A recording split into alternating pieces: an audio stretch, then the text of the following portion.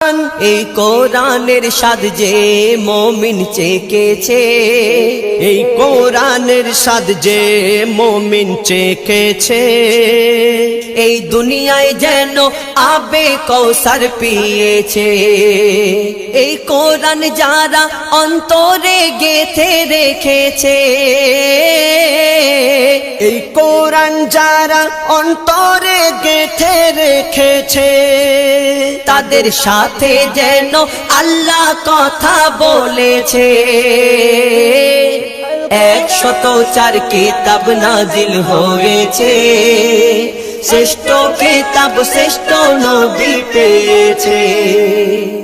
কত জ্ঞানী বিজ্ঞানী কোরআনের বাণী করলো গবেষণা, কোরআনের ভুল এক চুলও খুঁজে পেল না।